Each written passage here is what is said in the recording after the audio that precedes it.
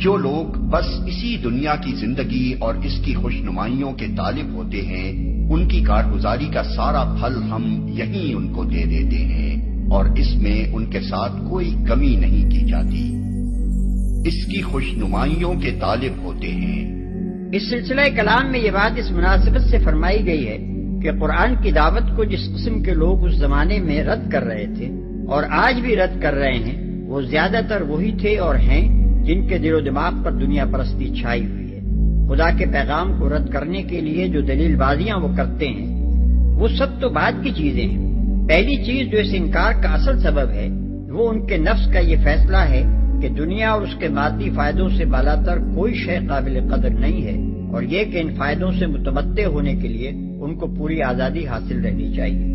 مگر آخرت میں ایسے لوگوں کے لیے آگ کے سوا کچھ نہیں ہے۔ وہاں معلوم ہو جائے گا کہ جو کچھ انہوں نے دنیا میں بنایا وہ سب ملیا میٹ ہو گیا، اور اب ان کا سارا کیا دھرا محض باطل ہے۔ آگ کے سوا کچھ نہیں ہے۔ یعنی جس کے پیش نظر محض دنیا اور اس کا فائدہ ہو،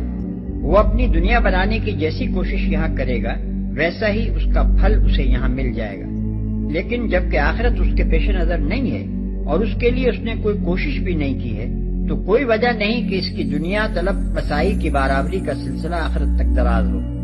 وہاں پھل پانے کا امکان تو صرف اسی صورت میں ہو سکتا ہے کہ جب دنیا میں آدمی کی سعی ان کاموں کے لیے ہو جو آخرت میں بھی نافع ہوں۔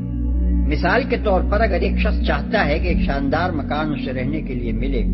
اور وہ اس کے لیے ان تدابیر کو عمل میں لاتا ہے جن سے یہاں مکان بنا کرتے ہیں،